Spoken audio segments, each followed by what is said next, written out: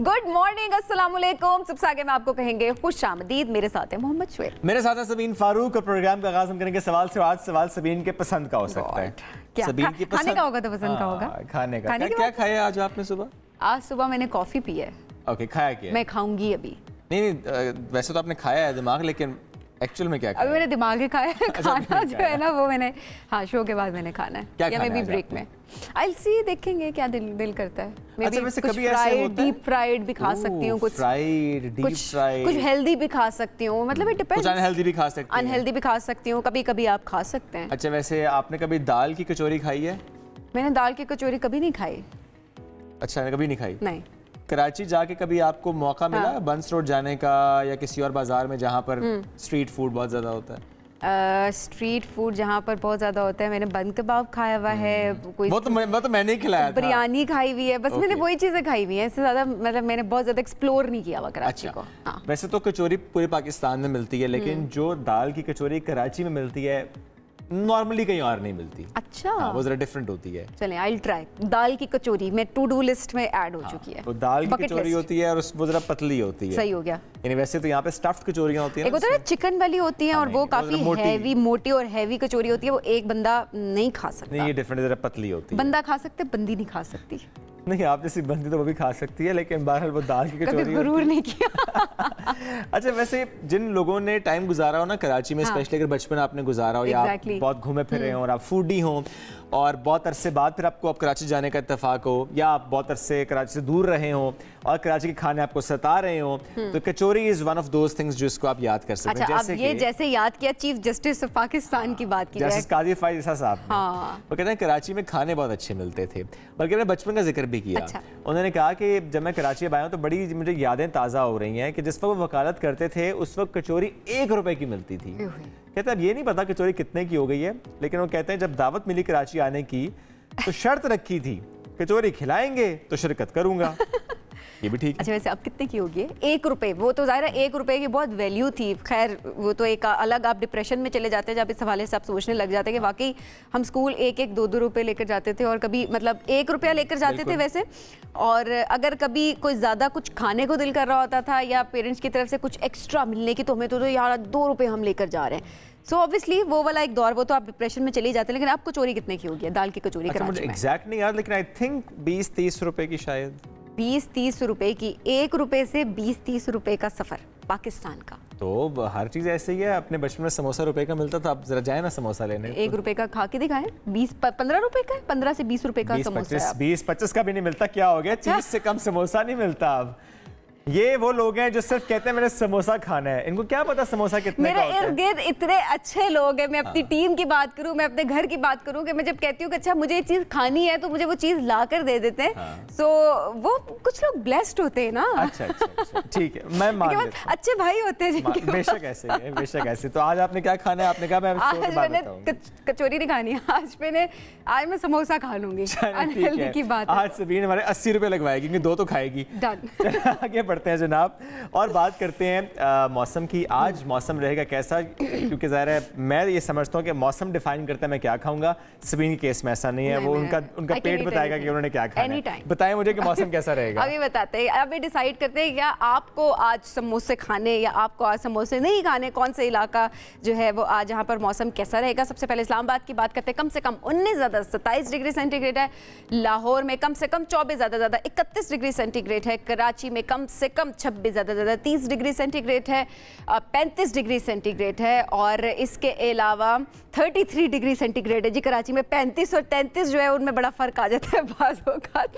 अच्छा जी, पेशावर की बात करें कम से कम 19 ज़्यादा से ज़्यादा 33 डिग्री सेंटीग्रेड है। और कोयटा की बात करेंगे कम से कम 12 ज़्यादा 23 डिग्री सेंटीग्रेड है। और ज़्यादातर जो मौसम है वो खुश्क रहेगा। और लेकिन लाहौर में थोड़ा सा बादल है। 35 में कितना फर्क होता है? 2 डिग्री का फर्क, इतना खास या क्यों कहते हैं कि उसकी जो फील है वो 35 है। अक्सर हम ये कह रहे होते हैं ना कि फील लाइक 35 है, फील लाइक 35। सबीन ने आपको बताया कि टेंपरेचर कितना रहेगा और ये कि फील लाइक कितना होगा। और ये तो देखिए अप्रोक्सीमेटली होता है ना, वो तो अब प्रेडिक्शन से आप एवरेज बताती हैं। एवरेज बताती हैं, 35 होगा। मैं नहीं बताती, महकमा मौसम याद बताता है। मेरी अम्मी मुझे इस बात पे मुझे कहती है तुमने जिस दिन कहा था बारिश होगी उस दिन मेरे जो है वो कपड़े जो है नहीं धोए। Okay. और जिस दिन आप कहती है बारिश नहीं उस दिन मैं कपड़े धो लेती हूँ और वहाँ पर तो वो घर घर की कहानी चल रही है। तो क्यों? क्योंकि क्लाइमेट चेंज है और ऑब्वियसली उस वजह से जाहिर सी बात है कि वेदर जो है वो अनप्रेडिक्टेबल बहुत ज्यादा होता है। तो हम भी शहर में किसी जगह बारिश हो रही होती है, किसी जगह नहीं हो रही होती।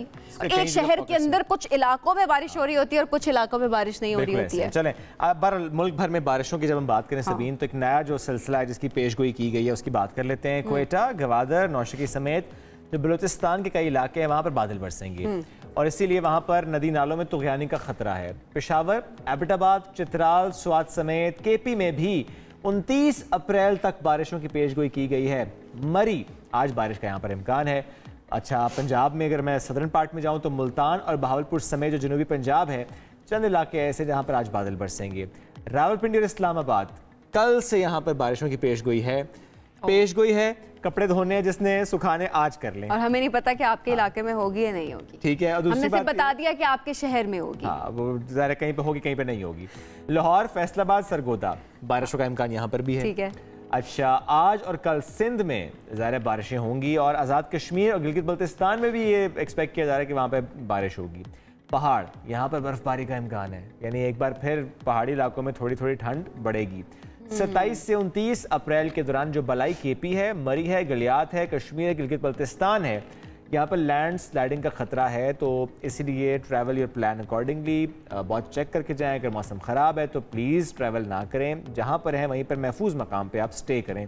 ये उन लोगों की मैं बात करूं जो कि ट्रैवल कर रहे होते हैं, वो चाहे टूरिज्म पर्सपेक्टिव से करें या अदरवाइज जिस मर्जी मकसद के लिए आप करें, ट्रैवल अकॉर्डिंगली अपना प्लान करें और एहतियात करें। बिल्कुल, बहुत जरूरी है। सऊदी अरब की बात करें आप। हाँ, बताएं ना, वहाँ पे बारिश हो रही है। वहाँ पर बारिशों का जो नया सिलसिला है वो अगले हफ्ते शुरू होगा। मक्का मुकरमा की बात की जाए, मदीना मुनव्वरा की बात की जाए और गिरदुनवा की अगर बात की जाए, उसमें 50 से 60 मिलीमीटर बारिश होने का इम्कान है। अच्छी बारिश है, क्योंकि वहाँ पर बारिशें वैसे कम होती हैं। जब हो तो वहाँ पर ज़्यादा फिर हम देखते हैं कि कुछ जगहों पर, बिल्कुल कैपिटल रियाद की बात की जाए और मुख्तलिफ शहरों की अगर बात की जाए तो बारिशों की पेशेनगोई वहाँ पर है। तूफानी बारिशों और सैलाब के पेश नज़र शहरियों को पानी जो कहते थे जी पानी आ सकता है वहाँ पर, तो हाई अलर्ट रहने की हिदायत कर दी गई। क्योंकि ये भी हमने देखा है ना कि बारिश थोड़ी भी होती है तो हमने ये बहुत सारे जहाँ बारिश कम होती है वहाँ पे उस तरह के मैनेजमेंट उस तरह की ज़ाहिर नहीं हो पा रही होती है। तो एकदम से एक चीज़ आ जाती है तो मैनेज करना, तो लोग अपना ख्याल खुद रखें। आगे बढ़ते हैं जनाब। 2 रोज़ पहले हमने एक खबर आपसे शेयर की थी मोटरवे पुलिस एहलकारों के साथ बदतमीजी करने वाली खातून से मुताल्लिक, जिसने तकरार भी की थी, बदतमीजी भी की थी और ना सिर्फ बदतमीजी की बल्कि जो पुलिस एहलकार आज सामने मौजूद था, ट्रैफिक पुलिस एहलकार, उसको गाड़ी के तले कुचल दिया था। रावलपिंडी पुलिस ने अब इस खातून को गिरफ्तार कर लिया है। मुलजिमा की गाड़ी भी बरामद कर ली गई है। ये वाक़या जनवरी 2024 में पेश आया था जब मुलजिमा ने गाड़ी की टक्कर से मोटर पेट्रोलिंग ऑफिसर को ज़ख्मी किया था। और ज़ाहिर उससे पहले की ये जो वीडियो सामने आई कि जिस तरीके से वो बात करती रही और जिस तरीके से बदतमीज़ी की, बदतहजीबी का मुजाहरा किया कि पुलिस वाले रोकते रहे, बात करते, लेकिन वो खातून बदतमीज़ी करती रही। उसके बाद वो खातून फ़रार हो गई थी, लेकिन अब इस खातून को बहरहाल गिरफ्तार किया गया है। तो मैं ज़रूर बात करूँगा। Very good step. हाँ, और ज़ाहिर सबीन जनवरी का वाक़या, गिरफ्तारी अब हो रही, चूँकि ज़रा अब मीडिया पे हाईलाइट हुई तो इसलिए अब ये गिरफ्तारी। अच्छा, देखिए सोशल मीडिया और इलेक्ट्रॉनिक मीडिया की ये पावर होती है कि जब कोई चीज़ आ जाती है वहाँ पर तो कुछ भी ढका छुपा नहीं है, अब हर चीज़, तमाम हकाइक, तमाम चीज़ें आपके सामने। और फिर इदारों की भी ये बड़ी अच्छी चीज़ है कि जैसे ही वो चीज़ आ जाती है मीडिया के ऊपर, वो फौरन उसके लिए एक्शन ले रहे हो। एग्जैक्टली। और वैसे भी सबीन, ये खातून की बदतमीजी हो या मर्द की बदतमीजी हो, ज़ाहिर है मैं फिर कहता हूँ कि there is no gender involved in this. Exactly. बदतमीजी जो करेगा, कानून सबके लिए बराबर है जी, मर्द है, औरत है, कुछ भी है, कानून है पाकिस्तान का जिसको आपने मद्देनजर रखना है और वो अप्लाई सब पे होता है। एक और सवाल कर लूँ, खुदा ना खास्ता मुझे लगता है बचपन में वो स्टूडेंट रहे हैं शोएब साहब के नहीं, क्लास तब नहीं किए, तब मौका नहीं मिला, अब कर रहा हूं। तो सारी कसर आप पूरी कर रहा हूं। पूछें जी। अच्छा, वैसे तो मेरी दुआ है कि आप हमेशा सेहतमंद रहें, सेहतयाब रहें, कभी आपको डॉक्टर की जरूरत ना महसूस हो। आमीन। लेकिन कभी खुदा ना खास्ता ऐसे हुआ हो या हो जाए कि आपको किसी डॉक्टर के पास जाना है, आप खातून डॉक्टर के पास जाएंगी या मर्द डॉक्टर के पास जाएंगी? ऑनेस्टली मैं खातून डॉक्टर प्रेफर करती हूँ। क्यों? कंफर्ट की वजह से। ओके, फाइन, ठीक है। अच्छा, बहुत से लोग होते हैं जो कंफर्ट के लिए ये प्रेफर करते हैं कि वो खातून डॉक्टर के पास जाएं। मतलब हमारे यहाँ देखा जाए नहीं, ऑनेस्टली एक्सपीरियंस भी देखा जा रहा होता है कि कौन कितना एक्सपीरियंस्ड है। That matters a lot. वो मैटर कर रहा होता है। अब जो मर्द डॉक्टर है वो भी काफी काबिल होते हैं और कोशिश होती है कि आप उनके पास भी जाएं, ऐसी कोई बात नहीं है वैसे। अच्छा, मैं तो देखता हूँ कि आपने काबिलियत की बात की ना, अच्छा सीनियर डॉक्टर कौन है, एक्सपीरियंस ये देखा जा रहा होता है कितना अरसा उनको हो गया है, वो एक्सपीरियंस मैटर कर रहा होता है। और बच्चों के मामले में मैं देखता हूँ कि अच्छा वो डॉक्टर जो दवाइयाँ कम दे रहा हो मैं उसके पास जाऊँ। अच्छा, ये जो इतनी हमने उम्मीद बांधी है इसका एक मकसद था, एक तहकीक हुई है। अच्छा। उसमें ये इंकशाफ हुआ है कि जो मर्द डॉक्टर्स हैं उसके मुकाबले में खवातीन डॉक्टर से इलाज कराने वाले मरीजों के जिंदा रहने के इम्कान ज्यादा होते हैं। मैं बिल्कुल ठीक करती हूँ, देखें। अब मैं जब उस आऊँगा ना कि अच्छा कितना डिफरेंस, आप कहेंगे एक कोई खास फर्क नहीं है। अच्छा। अमेरिका में तहकीक हुई है, खवातीन डॉक्टर से इलाज कराने वाले जो मरीज हैं उनकी शरह अमवात और दोबारा अस्पताल दाखिल होने की शरह कम हुई है। और जो खवातीन मौलजीन हैं वो आला मयार की देखभाल फराहम करती हैं, ये कहा गया उसमें, इसलिए ज़्यादा खवातीन डॉक्टर्स का होना मरीजों के लिए फ़ायदेमंद है। केयरिंग होती है इस वजह से ना। ओके, अब इस तहकीक में 4,58,100 खवातीन और 3,18,800 से ज़ायद मर्द मरीजों ने हिस्सा लिया। अब ऐसे मरीज जिन्होंने खवातीन डॉक्टर से इलाज कराया उनमें अमवात की शरह 8.15% थी, जबकि मर्द डॉक्टर्स के जरिए इलाज कराने वालों की जो शरह अमवात थी वो 8.38% थी। हाँ, तो नंबर है, एक जान मैटर करती है। बिल्कुल करती है। 8.15 एंड 8.38 बहुत फर्क है, बहुत फर्क है। एक जान मैटर करती है। अगर किसी ने एक जान बचा लिया वो भी एक बहुत बड़ी बात है। आप डॉक्टर के पास ना भी जाएं तो वापस सब नहीं जाना है।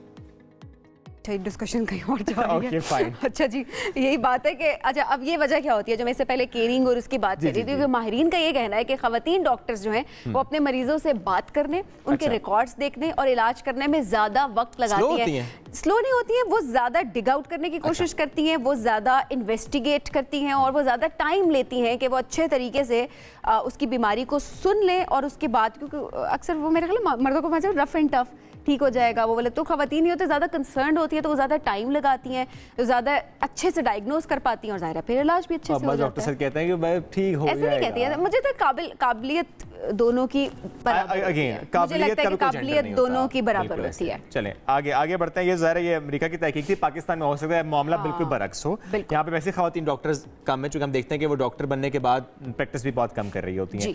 आगे बढ़ेंगे जनाब, और साइंसदानों ने जो कैंसर की बरवक्त तशखीस में कामयाबी हासिल की उसकी बात करते हैं। अमेरिकी माहिरीन ने एक ऐसा रोबोट तैयार किया है जो लंग्स कैंसर की बर वक्त और दुरुस्त तशखीस करने की सलाहियत रखता है और डॉक्टर्स को उम्मीद है कि इससे हर साल हज़ारों कीमती जानें बचाई जा सकेंगी। ये रोबोट बहुत आसानी से फेफड़ों का सीटी स्कैन करता है, जिसके जरिए डॉक्टर्स फेफड़ों का मुकम्मल जायजा लेकर ये मालूम कर सकते हैं कि वो कैंसर से मुतासिर हैं या नहीं है। ये बड़ी डेवलपमेंट है जी, हम मेडिकल की दुनिया की बात करते हैं, ये काफ़ी बड़ी डेवलपमेंट है। बिल्कुल।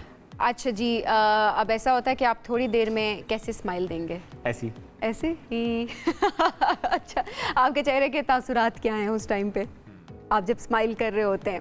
अच्छा, अब ये एक ऐसा रोबोट बना दिया गया है जो मुस्कुराहट से कब्ल जान लेता है कि उसके सामने खड़ा शख्स कैसे स्माइल करने वाला है। अब ये AI रोबोट है जनाब, कोलंबिया यूनिवर्सिटी के इंजीनियर्स ने तैयार किया है। इंसानी चेहरे की तासुरात की हूबहू नकल करता है। तवक्को की जा रही है कि इससे इंसानों और रोबोट्स के दरमियान राबतों में बेहतरी आएगी और रोबोट्स इंसानों के बारे में अच्छी मालूमात हासिल कर लेंगे। क्या बात है, ये तो ज़रा जो डेवलपमेंट हो रही है AI में, रोबोट में, इससे मुतालिक हम बात कर रहे हैं। अब नज़र आगे बढ़ना है हमें, ये बात अटल है कि मौशी इस्तेहकाम के लिए सियासी इस्तेहकाम लाजमी है। सियासी बहरान से मुल्क की मईशत का बेपनाह नुकसान हुआ है, उसका इदराक ताजिर कम्यूनिटी को भी है। इस हवाले से कल सनतकार आरिफ हबीब ने वज़ीर आज़म साहब को मशवरा दिया था कि जब सबसे हाथ मिला रहे हैं तो जेल में बंद सियासी शख्सियत से भी हाथ मिला लें। और इसके साथ साथ उन्होंने जब पड़ोसी ममालिक का जिक्र किया तो उन्होंने कहा कि इंडिया के साथ भी ताल्लुकात बेहतर होने चाहिए। क्या कहा था, आपको सुनवाते हैं। में एक हाथ मिलाया था, वो हाथ आपने मैनेजिंग डायरेक्टर IMF से मिलाया था जी। एंड आई थिंक वो स्टार्टिंग पॉइंट था और वो था 42,000 का पॉइंट्स थे, आज 72,000 पॉइंट्स अल्हम्दुलिल्लाह। इस पीरियड के अंदर मार्केट जो है वो 70% जो है वो बढ़ी है। इसी तरह के आपने और हाथ हमारे पीपल्स पार्टी के साथ मिलाए, आपने और लोगों के साथ मिलाए। दो और हाथ जो है मैं सजेस्ट करूंगा आपकी जो है वो सबमिशन कि एक जो है हमारे पड़ोसियों से हाथ मिलाएं जो आप काम कर रहे हैं इसके ऊपर। आई थिंक उसके भी जो है वो बहुत अच्छे नताइज आएंगे, इंक्लूडिंग इंडिया मैं समझता हूँ। दूसरा जो अडयाला के बासी हैं उनके साथ भी आप हाथ मिलाएं, वहाँ भी मामलात को जो है वो बेहतर करने और वो आप कर सकते हैं। चलें जी, ये जाहिर है उस हवाले से देखा जाए तो उन्होंने अपनी जो है वो सजेशंस उनको ज़रूर दी हैं और अभी बात की जाए पाकिस्तान के पर्सपेक्टिव में तो रवां हफ्ता मौशी महाज पर बड़ी पेशरफ्त हमें देखने को मिली है। ईरानी सदर का दौरा पाकिस्तान, तिजारती हजम 5 सालों में $10 बिलियन तक बढ़ाने पर इत्तफाक, तवानाई और गैस पाइपलाइन मंसूबे में ताउन का इस पर भी बातचीत हुई है। और इसके अलावा सऊदी सरमायाकारों का बड़ा वफ्द पाकिस्तान आने वाला है, इस हवाले से भी बातचीत हो रही है। और अभी जो खुद आरिफ हबीब साहब ने पाकिस्तान स्टॉक मार्केट की बात की है, स्टॉक एक्सचेंज में ज़बरदस्त तेज़ी हमने देखी है कि 100 इंडेक्स पहली बार 72,000 की सतह अबूर कर गया है। पीआई की निजकारी इस काम में भी तेज़ी से जारी है। इस पर बात कर लेते हैं, चूँकि ज़रा जो मौशी महाज है ये बहुत अहम है, बहुत अहम है। हमें तो आरिफ हबीब साहब ज्वाइन कर चुके हैं। बिल्कुल जी, आरिफ साहब बहुत शुक्रिया प्रोग्राम में ज्वाइन करने के लिए। अच्छा आरिफ साहब, कल आपने सजेशंस दी वज़ीर-ए-आज़म साहब को, अब जिसमें एक बड़ी अहम सजेशन जो थी वो ये भी थी कि जेल में कैदी है उससे भी ज़ाहिर बात की जाए। सियासी इस्तेकाम बहुत ज़्यादा ज़रूरी है मुल्क में मौशी इस्तेकाम के लिए। वज़ीर-ए-आज़म साहब ने वैसे उस पर कुछ जवाब नहीं दिया, या और फिर कोई बात हुई हो, क्योंकि इस तरह मंजर आम पर तो उनका कोई जवाब नहीं आया सामने, या खामोशी को जवाब समझा जाए? या आई थिंक इस फोरम पे इतने सेंसिटिव इशू पे जवाब तो फौरन एक्सपेक्ट नहीं करना चाहिए। ये एक आइडिया ये था कि एक लोगों के दिल की बात जो है वो उन तक पहुंचाई जाए और किस तरह लोग जो है वो इसको समझते हैं। आइडिया ये है कि हम ये जो हमारे यहाँ पॉलिटिकल पार्टीज़ में डिफरेंट कंपटीशन होना तो अच्छी बात है, लेकिन उस कंपटीशन में नफरतें होना जो है वो ज़रा डिज़ायरेबल नहीं है।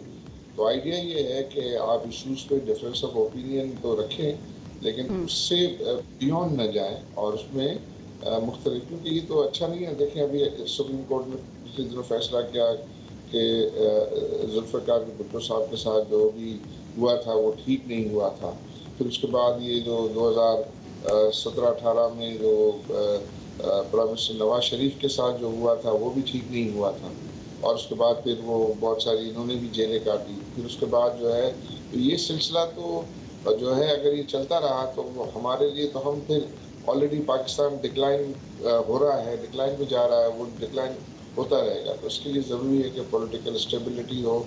जो मुख्तलिफ इशूज़ हैं अल्टीमेटली दुनिया भर में ये कहा जाता है कि अल्टीमेटली तमाम जो इख्तिलाफात होते हैं, तमाम इश्यूज होते हैं, वो टेबल पे आके ही सेटल होते हैं। बिल्कुल। तो बातचीत के जरिए सेटल होते हैं। तो वो चीज़ जो है वो जितना जल्दी है उसको अडॉप्ट कर ले तो वो आई थिंक हमारे मुल्क के लिए बेहतर होगा। बड़ी मुनासिब। आरिफ साहब, ये हाथ मिलाने का मशवरा आपने कब और किस किस को दिया है? चूँकि ज़ाहिर है माजी में भी ऐसी खबरें आती रही हैं, बहुत सी मुलाकातें बिजनेस कम्युनिटी की ज़ाहिर होती रही हैं, जो भी वज़ीर आज़म हो अदरवाइज भी।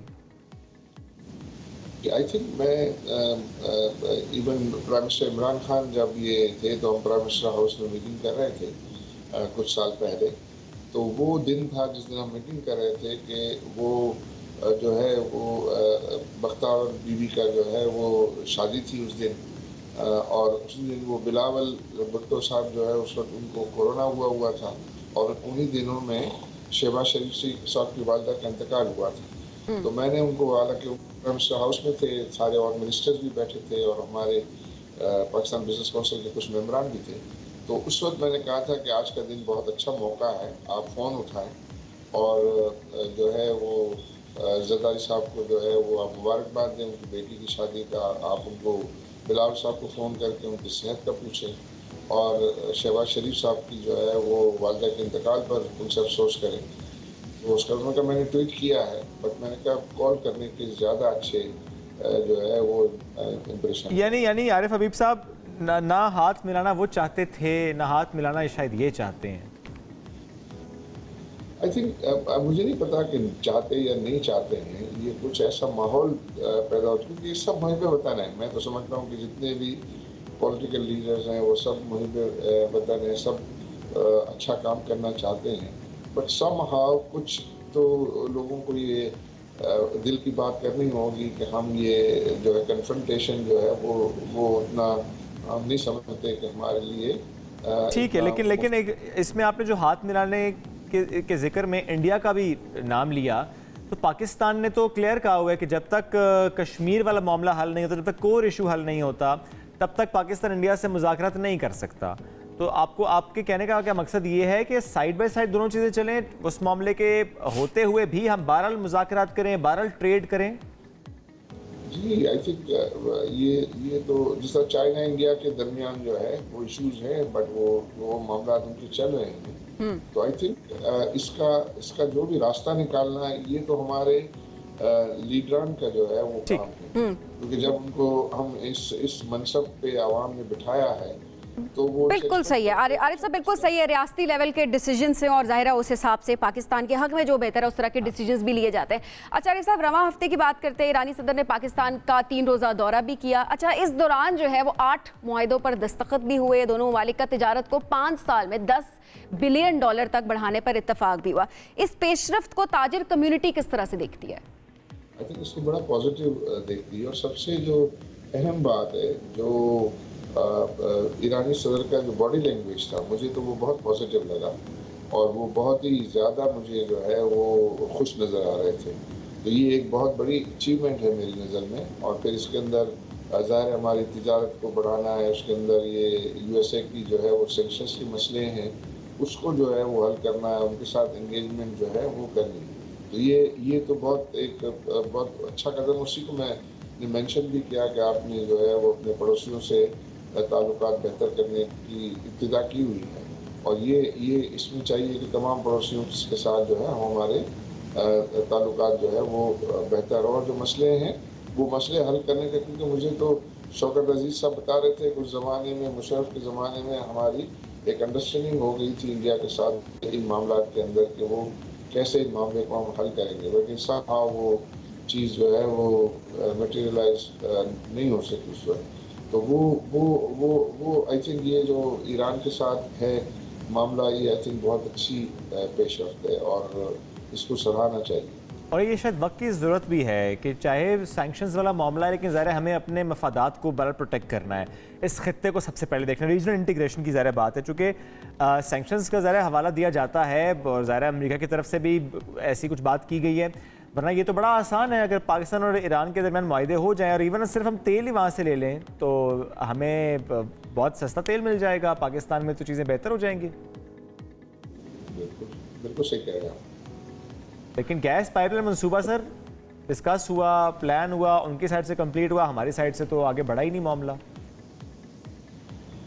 तो उसमें आई बिलीव यही जो ये सेक्शंस की बात वाला मामला है, ठीक।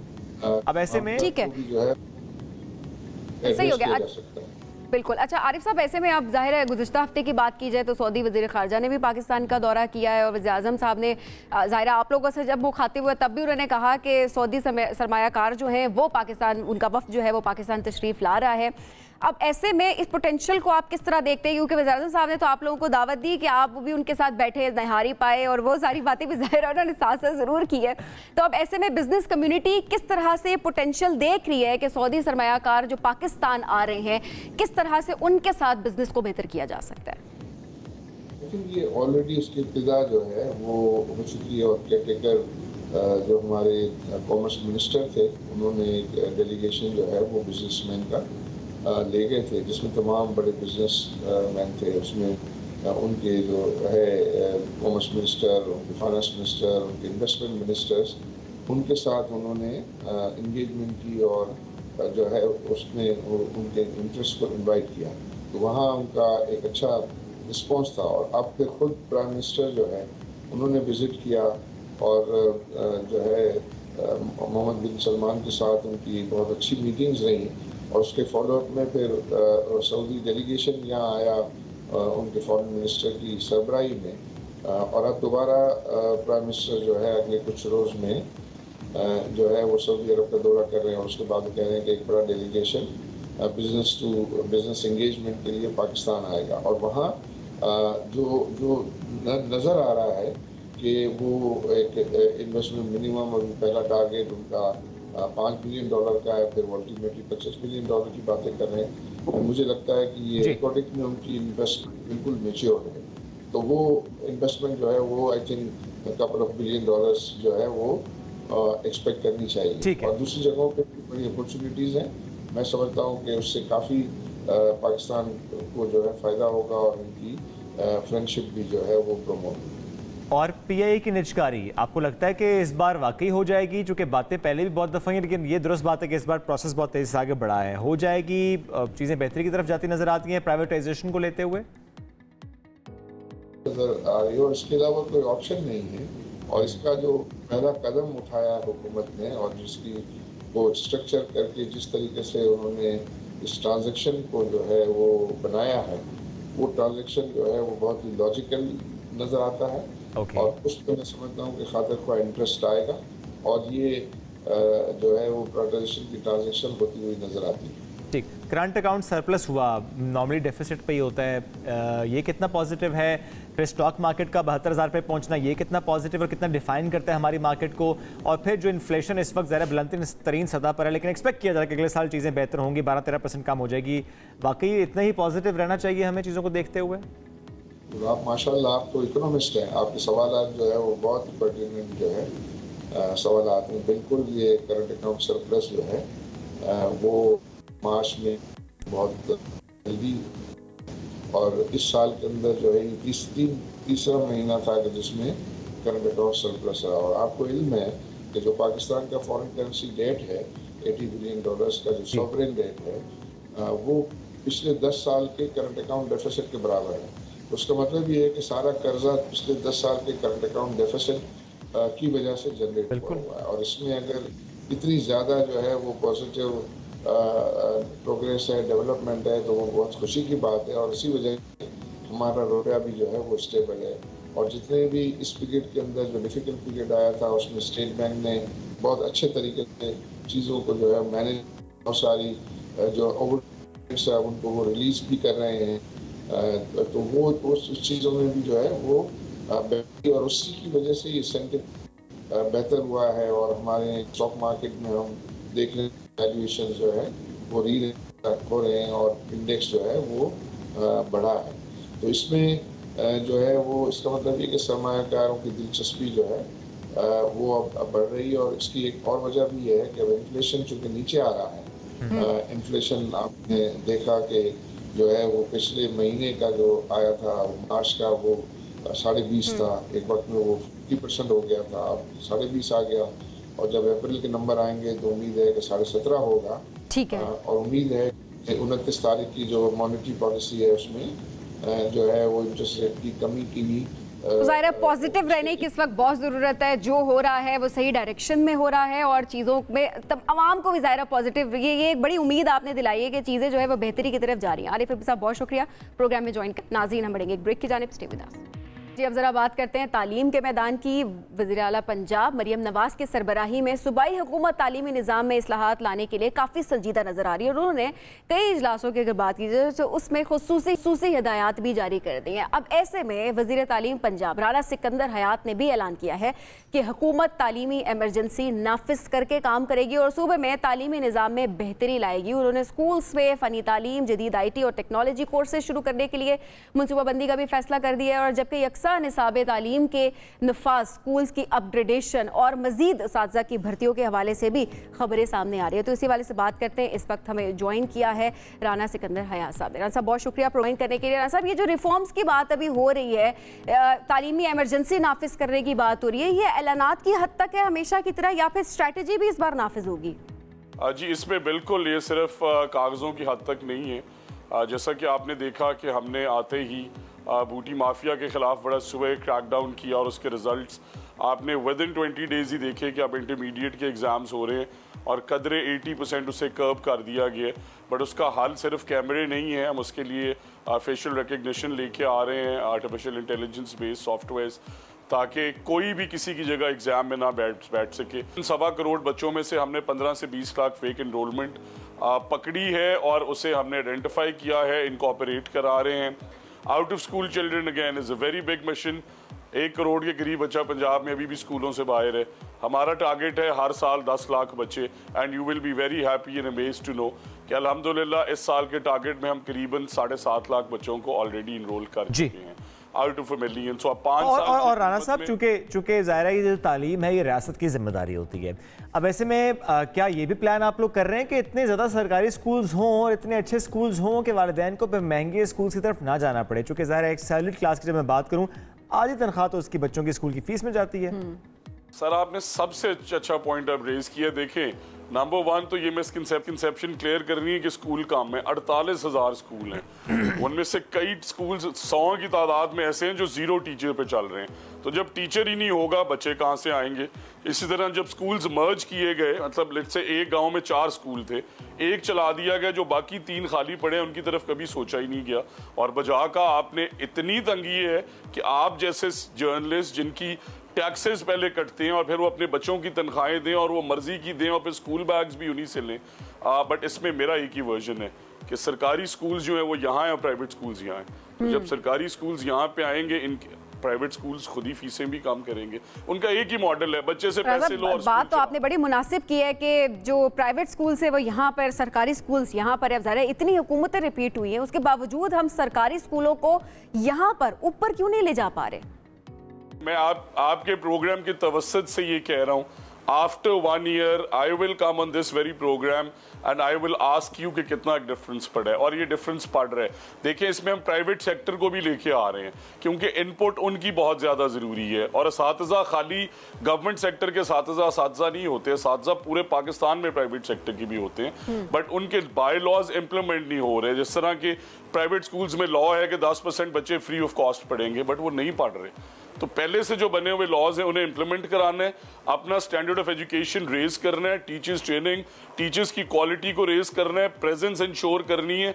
दुनिया बहुत आगे चलेगी और मैं बड़ी जिम्मेदारी से कह रहा हूँ और ये रिक्वेस्ट भी है उन टीचर्स को कि हम उनके साथ मिलकर ये निज़ाम चलाना चाहते हैं। और ये सारे जो काम आप बता रहे हैं, ज़ाहिर वक्त की ज़रूरत तो है, लेकिन ये कब तक आप मुकम्मल कर लेंगे? क्योंकि आप ये ज़रूर कह रहे हैं कि 1 साल बाद चीज़ें बेहतर होंगी, लेकिन जो टारगेट्स आपने सेट किए हैं वो कितने सालों के लिए किए हैं? इनमें से 2 मुकम्मल हो चुके हैं। बूटी माफिया वाला 70%, फेक आइडेंटिफिकेशन ऑफ स्टूडेंट्स वाला 100%। अब हमारी जो, जिस तरह मैंने आपको कहा कि एग्जामिनेशन के जो इश्यूज हैं, जो करिकुलम के इश्यूज हैं और जो टीचर्स ट्रेनिंग पे उन पे डेली मीटिंग्स हो रही हैं, KPIs बना रहे हैं हर महीने के, शॉर्ट टर्म प्लान्स भी हैं, लॉन्ग टर्म प्लान्स भी हैं। असल बात है उन पे इम्प्लीमेंटेशन। हर महीने we will give you figures to all of the media houses कि ये इस महीने में बेहतरी आई है और ये बेहतरी नहीं आ सकती। राना साहब, ये देखिए 6-7 लाख की फिगर जो है, ये जो कोट हुई है, ये कितने अरसे में वापस स्कूल लेकर आप लोग गए हैं बच्चों में, जो आपने बात की इससे कभी भी?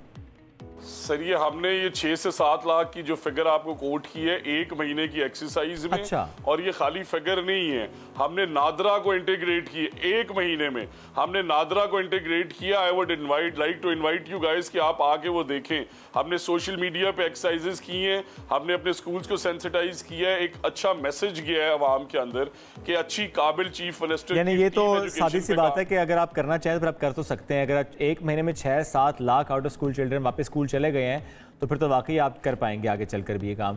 अच्छा, ऐसे में यकसा निसाब तालीम, चूंकि इस पर पहले भी बहुत बात और कोशिश होती रही है कि नहीं है इस वक्त यकसा निसाब तालीम?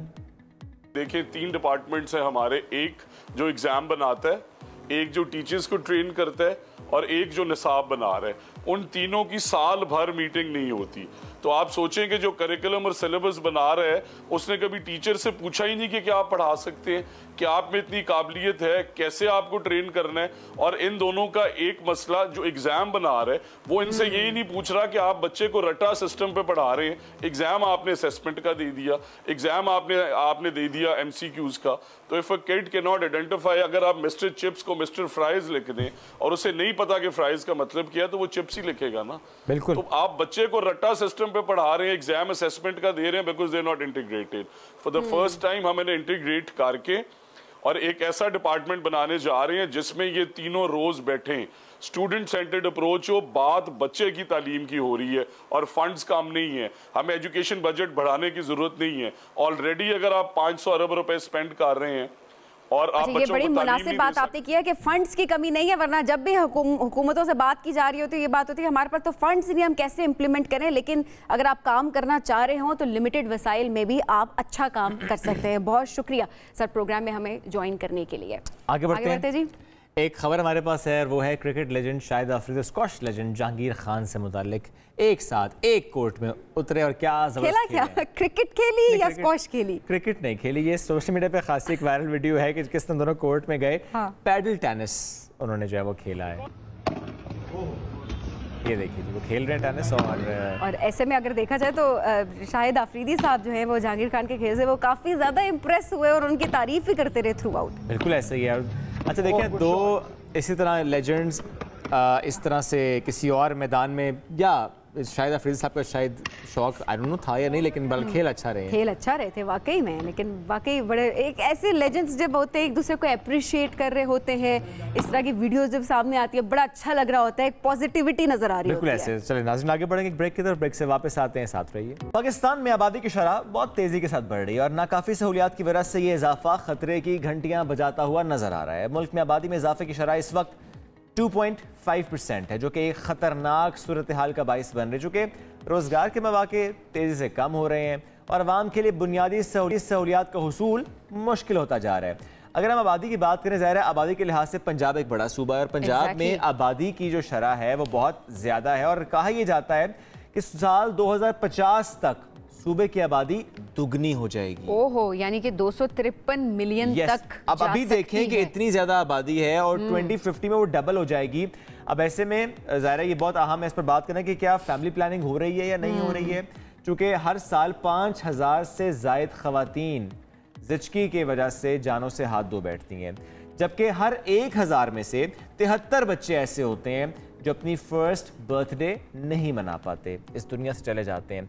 चूँकि ज़ाहिर है एक हेल्थ सिस्टम है, जब उसकी हम बात करते हैं तो ज़ाहिर है वो मुतासर होता चला जा रहा है, उस पर दबाव बढ़ता चला जा रहा है, फिर चीज़ें उस तरीके से मैनेज नहीं होती, देन मैल न्यूट्रिशन, स्टंटिंग और फिर बहुत से और इशूज सामने आ जाते हैं। जाहिर है, तो आज इसी हवाले से ज़रा बात करते हैं कि कैसे इनको कंट्रोल किया जा सकता है और इस वक्त पंजाब में क्या सूरत हाल है। हमारे साथ मौजूद है डायरेक्टर जनरल बहबूद आबादी पंजाब, हमें ज्वाइन किया है जनाब समन राय साहिबा ने। समन साहिबा बहुत शुक्रिया प्रोग्राम में ज्वाइन करने के लिए। समन साहिबा, अब जाहिर है एक हमने नेशनल लेवल की तो बात हमने ज़रूर की कि क्या क्या हालात है, लेकिन पंजाब की अगर बात की जाए तो कहा जा रहा है साल 2050 तक आबादी दुगनी हो सकती है। ये कितनी तशवीशनाक बात है, कितनी अलार्मिंग है हमारे लिए कि हमें अभी से इस पर काम करने की ज़रूरत है। आपका बहुत बहुत शुक्रिया, आपने आज इनवाइट भी किया और इतना इम्पोर्टेंट टॉपिक सेलेक्ट किया। I think it's not just about Punjab, पूरे पाकिस्तान में आबादी की ग्रोथ बहुत ही ट्रिमेंडस रेट पे जा रही है। तमाम प्रोविंसेस में आबादी बहुत तेज़ी से इंक्रीज़ हो रही है और कुछ जो शहर हैं उनमें तो खैर आबादी का जो ग्रोथ का रेट है वो मुल्क से भी ज़्यादा है। तो आई थिंक एक बहुत ही कॉम्प्लेक्स और मल्टी लेयर्ड ये इशू है, इस पर हमें कलेक्टिव एक्शंस लेने की ज़रूरत है। और आबादी इस वक्त पंजाब में तकरीबन 12 करोड़ के लगभग है और चूँकि आपने शुरू में भी बताया कि growth rate is very high, जो 2024 के सेंसस के मुताबिक तकरीबन अब हम 24 करोड़ से ऊपर हैं और अगर इसी रफ्तार से हम बढ़ते रहे तो इंशाल्लाह, जैसे आपने शुरू में भी बताया, अब सुनने में ये बहुत ग्रेव इशू लगता है but unfortunately no collective actions are being taken. और मैं जिस डिपार्टमेंट को रिप्रेजेंट कर रही हूँ वो फैमिली प्लानिंग के लिए काम करता है और साथ में पॉपुलेशन के रिलेटेड जिस तरह की वार्निंग्स और अलर्ट्स जारी करने चाहिए वो उस पर भी काम कर रहे हैं। लेकिन अनफॉर्चुनेटली फैमिली प्लानिंग को लोग अपनी लाइफ्स में होल हार्टेडली इम्प्लीमेंट नहीं करे और अभी भी हमारा जो फर्टिलिटी रेट है वो 3.4 पे है। इसका मतलब एक एवरेज खातून ज़िंदगी में 3 से 4 बच्चे पैदा कर रही हैं, which needs to go down to either 1 और 2। समन साहिबा, अगर लोग नहीं कर रहे फैमिली प्लानिंग इम्प्लीमेंटेशन तो फिर रियासत की जिम्मेदारी क्या है? क्या हम चाइना के मॉडल को नहीं देख सकते? क्या हम ऐसे किसी मॉडल की तरफ नहीं जा सकते कि जिसकी वजह से फिर चीज़ें बेहतरी की तरफ जाएं? चूँकि ज़ाहिर है at the end of the day हर जो जान है वो मैटर करती है। कोई एक जान भी इस वजह से अगर जा रही है कि चूँकि हमने प्लानिंग नहीं की, चूँकि रिसोर्सेज नहीं थे, चूँकि हेल्थ सिस्टम अच्छा नहीं था, चूँकि उस खातून की हेल्थ मुतासर हो चुकी थी, तो जिम्मेदार तो फिर एज अ होल हम सब हैं। नहीं, आई थिंक बिल्कुल ठीक है, आपने जैसे पॉइंट आउट किया कि रिस्पॉन्सिबिलिटी एक कलेक्टिव है, लेकिन जैसे मैं देख रही हूँ कि हमारी बहुत बेहतर हो चुकी हैं सहूलियात, फैमिली प्लानिंग के मराकज़ मौजूद हैं, सेंटर्स मौजूद हैं और काफ़ी डोर स्टेप लेवल पे मौजूद हैं। अच्छा। और इसके अलावा फ्री कॉन्ट्रासेप्टिव्स हैं, बिल्कुल काबिल एतमाद एंड फ्री सहूलियात मैसर हैं। इसके बावजूद जो वॉक इन है क्लाइंट का नंबर वो इम्प्रूव नहीं हो रहा। उसके लिए खैर हम सोशल बिहेवियर चेंज कम्युनिकेशन का सहारा ले रहे हैं और आपने चूँकि चाइना का जिक्र किया, पॉपुलेशन एक बहुत मुश्किल टॉपिक है। अगर आप मुख्तलिफ मुल्कों की हिस्ट्री देखें तो कहीं पे उनको ग्रोथ का सामना था और कहीं पे उनको अंडर ग्रोथ का सामना था। तो इस वक्त पूरी दुनिया में मुख्तलिफ ममालिक पॉपुलेशन को लेके मुख्तलिफ किस्म के मसाइल से दो चार हैं और चाइना ने भी अपनी 1 चाइल्ड पॉलिसी 2013 में अबैंडन कर दी थी। अब तो वो अपनी पॉपुलेशन ग्रोथ पे काम कर रहे हैं, लाइक उनको ज़्यादा able bodied working youth population चाहिए। We have that bulge with us. हमारी तकरीबन 60% पाकिस्तानी पॉपुलेशन इस वक्त यंगस्टर्स पे ही कंप्राइज करती है, which is good and I think we need such policies कि जहाँ पे आप इनकी यूथ के पोटेंशियल को टैप कर सकें। असलम साहब, ये तो चले पॉलिसीज़ की बात तो अपनी जगह पर पॉलिसीज़ बनती है, इम्प्लीमेंटेशन हमें उस लेवल पे नज़र नहीं आ रही होती है, ये टू बी वेरी ऑनेस्ट। अच्छा, अब ऐसे में अवेयरनेस की अगर बात की जाए तो पहले हमने देखा था कि एक फेज़ ऐसा था जब बहुत ज़्यादा अवेयरनेस थी, इस हवाले से बात की जा रही थी, घर घर ख़वातीन के जाया भी जाता था, घरों में जाकर अवेयरनेस के बारे में बात भी की जाती थी। अब हमें उस तरह का रुझान नज़र तो नहीं आ रहा ना, हमें टीवी पे उस तरह से नज़र आ रहा होता है कि जिस तरह से पहले के गवर्नमेंट के नुमाइंदे या जो मुतल्लिका इदारे हैं वो आकर बात कर रहे हो इस हवाले से, जिस तरह आज हम आपसे बात कर रहे हैं, और ना ही इस तरह घर घर कैंपेन नज़र आ रही होती है। तो क्या वाकई अवेयरनेस कम होने की वजह से भी ये सूरत हाल है?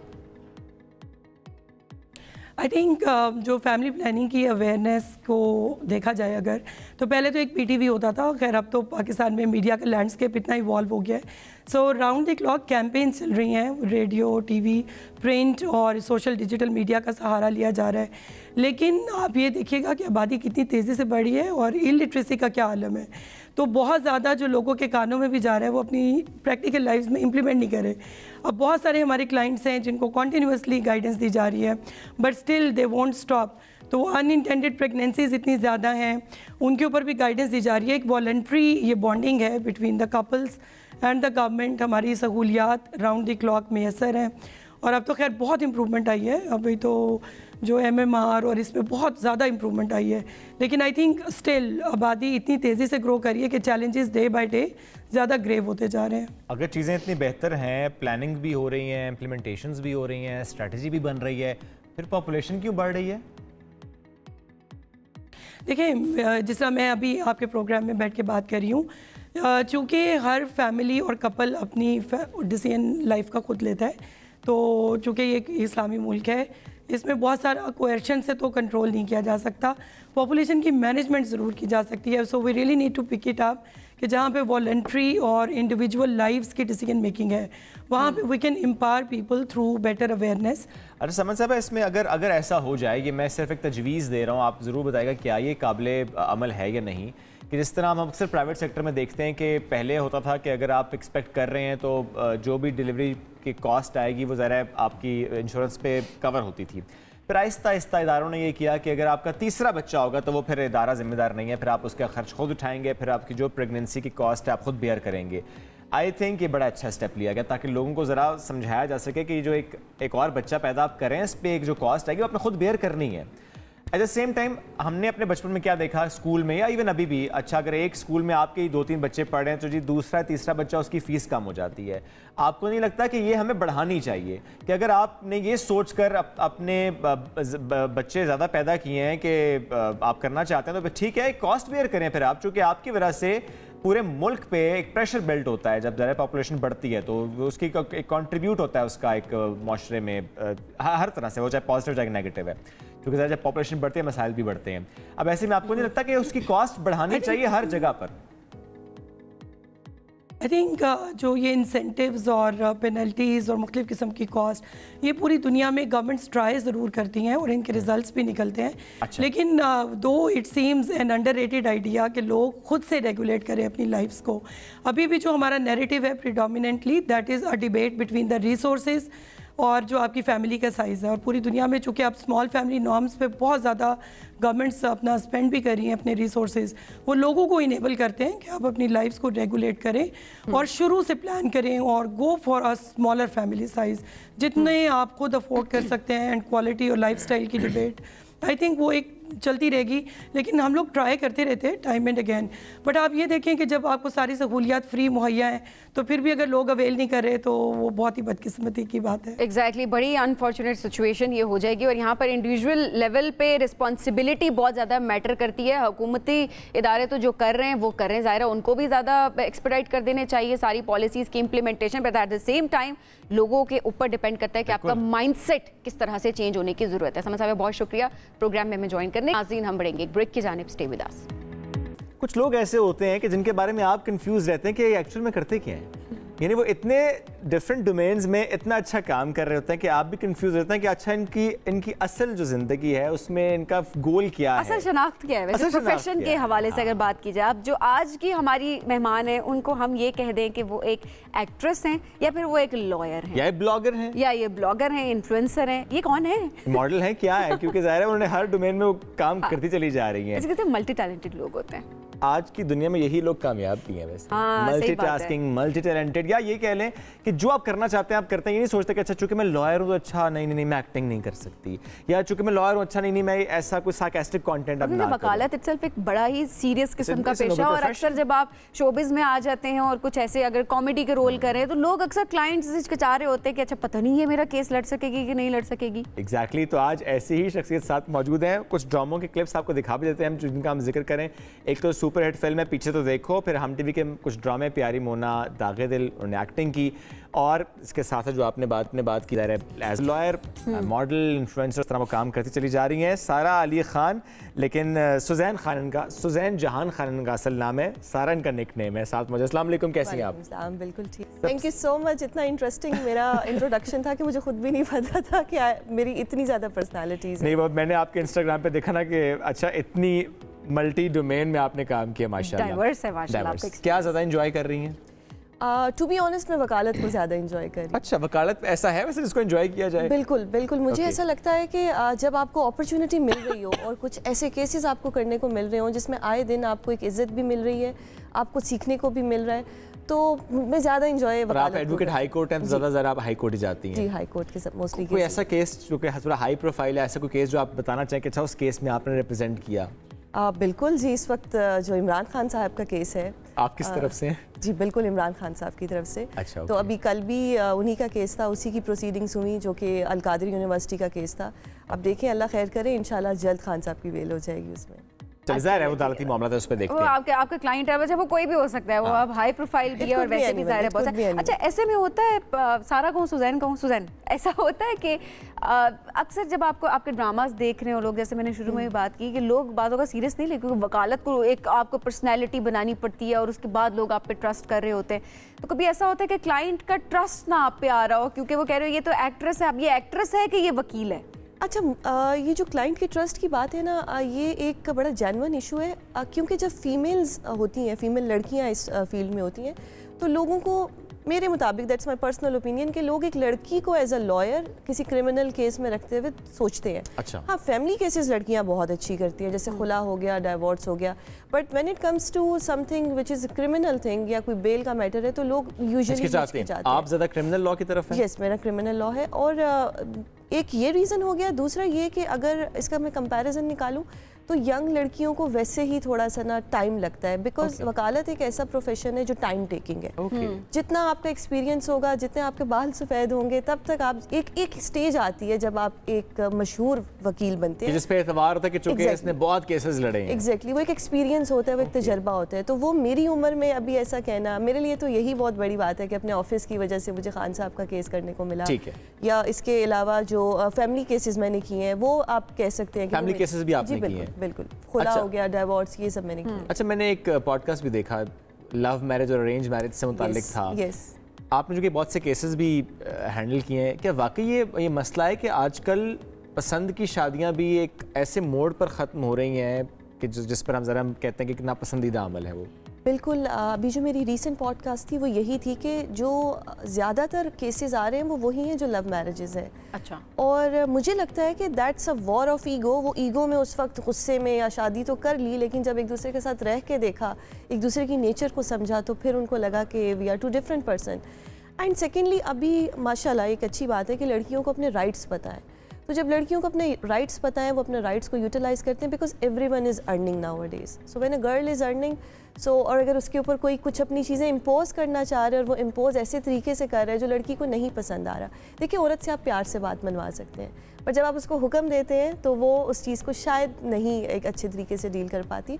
तो यही रीज़न है कि आजकल की बच्चियाँ कमा रही हैं, इंडिपेंडेंट हैं, उनको अपने राइट्स पता है, और फिर वो एक, मेरे मुताबिक, कि अगर दो लोगों की नहीं बन रही तो उसको एक अच्छे तरीके से ख़त्म कर देना चाहिए। अगर मजहब इसकी इजाज़त भी देता है, हाँ। बिल्कुल। और एंड टाइम तक, लेकिन कोशिश आप लोग भी कोशिश करते हैं एंड टाइम तक, क्योंकि नापसंदीदा अमल ज़रूर है, लेकिन ये बल्कि कोर्ट ये लॉ है कि आपने 90 डेज रिकंसिलिएशन पीरियड होता है, पूरी कोशिश की जाती है, वो चाहे खानदान की सतह पर हो, वो रिकंसिलिएशन के जो मैटर्स होते हैं कोर्ट में भी आते हैं। लेकिन जो बात अक्सर की जाती है कि चूंकि लड़कियों को राइट्स पता चल रहे हैं, चूंकि लड़कियां फाइनेंशियली इंडिपेंडेंट हो रही हैं, चूंकि लड़कियां अगर कोई चीज़ नहीं पसंद तो वो नहीं बर्दाश्त करती, ये सारी अवेयरनेस लड़कियों को ही आ रही है, लड़कों को नहीं आ रही कि लड़कियों का ख्याल कैसे रखना है, उनको बात कैसे करनी है, उनसे कम्युनिकेट कैसे करना है, उनकी बात कैसे माननी है। ग्रांटेड नहीं लेना, ये नहीं सोचना कि छोड़ के नहीं जा सकते। नहीं, ये लड़के क्यों नहीं समझ रहे?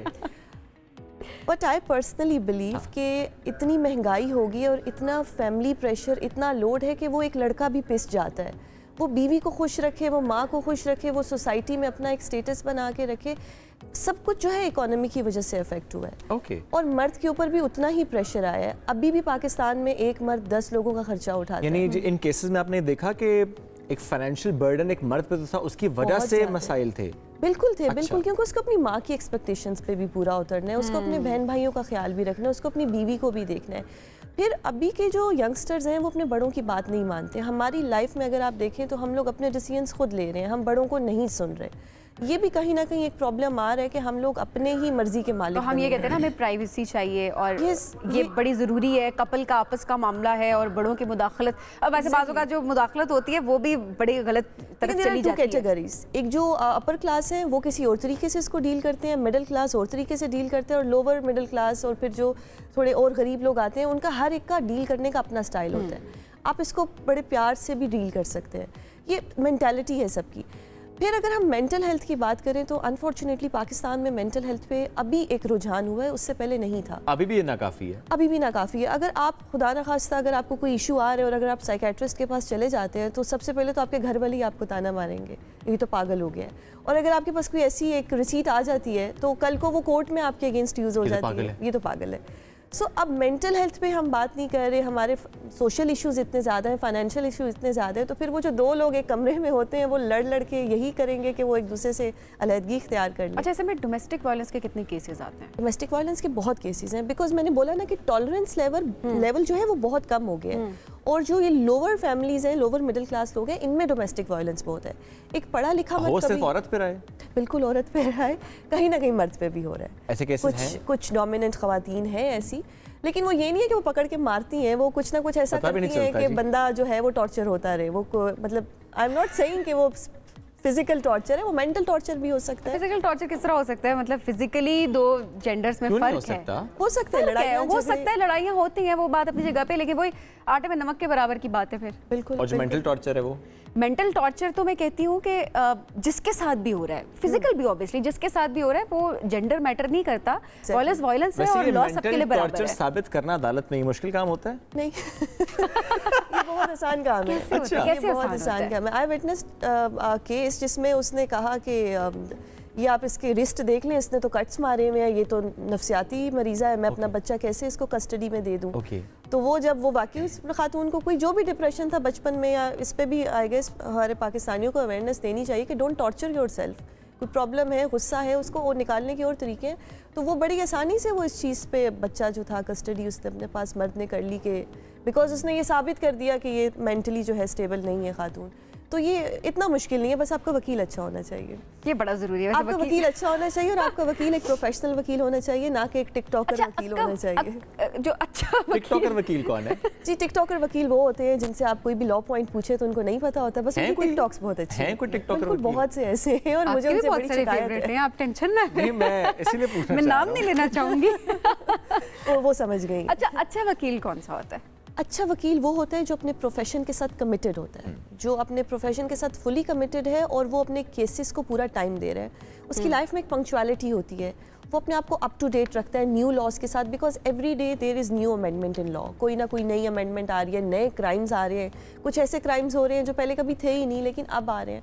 तो अच्छा वकील वो है जो अपने आप को अपडेट रखे, प्रोफेशन में इन रहे, बार पॉलिटिक्स में भी रहे। आई एम नॉट सेइंग कि सिर्फ किताबों में रहे, बार पॉलिटिक्स भी एक बड़े मज़े का एक जो आपको एक पॉलिटिक्स सिखाई जाती है, और उसमें आपको tolerance level and the best thing कि जो आपका ओपोनेंट होता है आफ्टर इलेक्शन आप जीते या हारें, वो आपके साथ बैठ के खा पी रहा होता है। वो ये नहीं होता कि जी बुराइयां ही करते रहेंगे। पावर पॉलिटिक्स इज समथिंग जो मेरी बहुत मतलब मुझे, लेकिन ये भी तो मुमकिन है कि एक जिस तरह आप खुद मल्टी टास्किंग करती हैं, उसको आप बिलीव भी करती हैं, क्योंकि आपने देखें एक लफ्ज़ यूज़ के टिकटॉकर वकील, तो मैं इस पे अपना एक पॉइंट ऑफ व्यू शेयर करूँ कि ये मुमकिन है एक शख्स ऐसा हो जो टिकटॉकर भी हो, वकील भी हो, इन्फ्लुएंसर भी हो, ब्लॉगर भी हो, मॉडल भी, क्या ये मुमकिन नहीं है? That's totally justified, but what I am trying to say कि when you are wearing this black coat, इस काले कोट की एक इज्जत है।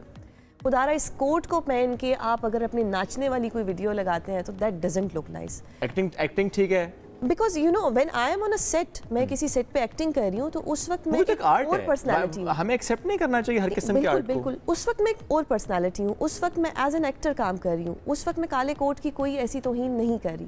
जिस वक्त मैं कोर्ट में हूँ उस वक्त मेरे बाल इस तरह खुले हुए नहीं है, उस वक्त मेरे एक प्रॉपर जो एक कोर्ट का डेकोरम है मैं उस लिहाज से हूँ, उस वक्त मैं ज्वेलरी में नहीं होंगी, बिकॉज वो हर जगह का एक डेकोरम होता है। अगर आप उसको उसकी इज्जत नहीं कर पाते तो आई गेस आप कोई फेयर नहीं है। सही है ये आपका, क्योंकि पॉइंट ऑफ व्यू है, डिफरेंट लोग हैं, उनका अपना पॉइंट ऑफ व्यू भी साथ-साथ होगा और वो उस लिहाज से एक दूसरे के पॉइंट ऑफ व्यू को रिस्पेक्ट करना भी चाहिए। पॉइंट ऑफ व्यू को रिस्पेक्ट करना भी चाहिए। मेरे ख्याल ये कहना चाह रही है कि आप फेम किसी और तरह से लिया, आपने प्रोफेशन आप किसी और में, तो हो सकता है आप उस चीज में ज्यादा बेहतर भी हों, या ऑब्वियसली इट डिपेंड्स। बहुत शुक्रिया सुजैन हमें प्रोग्राम में ज्वाइन करने के लिए, बड़ा अच्छा लगा आपसे बात करके। एक्टिंग पे तो ज्यादा बात नहीं हो सकी, लेकिन किसी और दिन सही सेट पे जाके सही, सेट पे जाके कोई प्रोजेक्ट है जो कि अभी ऑनगोइंग है? अभी यस, मेरे 2 प्राइवेट चैनल्स हैं, उनके साथ मेरे प्रोजेक्ट। चलें, जबरदस्त। Thank you so much. इसी के साथ आज के प्रोग्राम से इतना ही, दोबारा मुलाकात कल करेंगे। अल्लाह हाफिज।